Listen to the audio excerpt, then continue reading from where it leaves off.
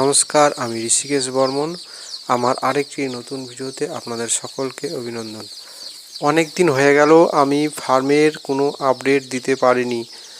আমি প্রথম দিন যেদিন বাচ্চা নিয়ে এসেছিলাম সেদিন আমি একটি ভিডিও দিয়েছিলাম, আর প্রায় 6 দিন হলো আমি কোনো ভিডিও বানাতে পারিনি। কেননা আমি বাচ্চা নেওয়ার পর এতটাই ব্যস্ত হয়ে গেছিলাম যে আমি সময় পাচ্ছিলাম না। তার মধ্যে অনেক ব্যাপার হয়ে গেছে, তো এই ব্যাপারে আমি পরে বলছি। তবে তার আগে আমি আমার বাচ্চাগুলোকে তোমাদের দেখাই। চলো আমি এই বুডারটার ভিতরে দেখাই বাচ্চাগুলো। হুম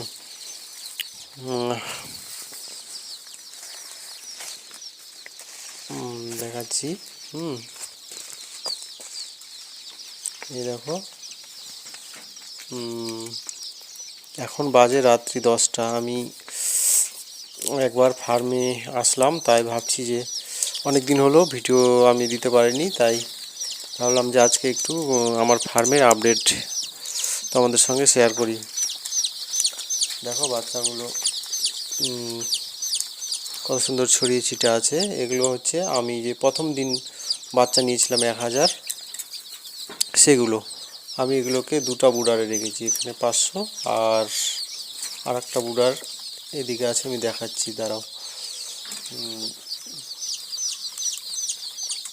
অ্যাকচুয়ালি শীতের দিনে এত তাপ বেশি প্রয়োজন হয় যে আমাকে এইভাবে করতে হলো বুডার। নাহলে অ্যাকচুয়ালি আমি এইভাবে বুডিং করি না বাচ্চা, এমনি আমি খোলাখুলিভাবে ফার্মে বুডিং করি। এবং আমি কোনো গোল রাউন্ড করতাম না, আমি এমনি ফার্মে ছেড়ে দিতাম।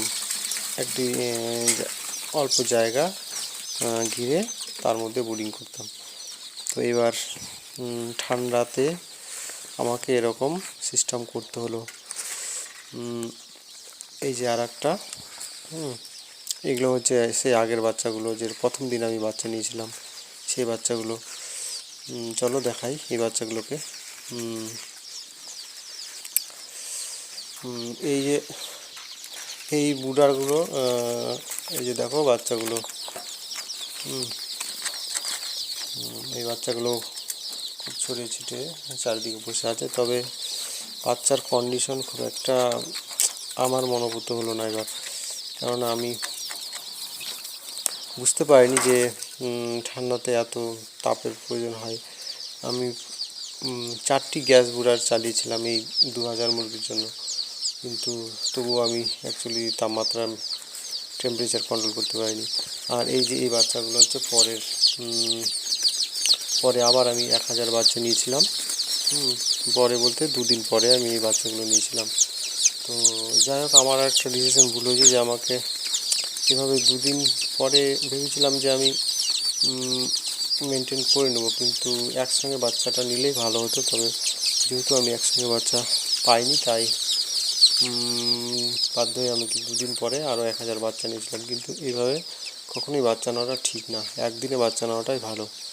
তো আমি যাই হোক এবার ভুল করে ফেলেছি, তো কী করবার, এখন তো কিছু করার নেই। চলো এই যে আর একটা, এখানে আমি 500 বাচ্চা রেখেছি। তবে এখন এখানে 500 বাচ্চা নেই, তার কারণ আমার অনেক বাচ্চা মর্টালিটি অলরেডি হয়ে গেছে। আমার 2000 বাচ্চার মধ্যে প্রায় এই অবধি কী বলবো, আর প্রায় 200-250 বাচ্চা মর্টালিটি হয়ে গেছে। মানে এত বাচ্চা মর্টালিটি আমার এই জীবনে প্রথম হলো।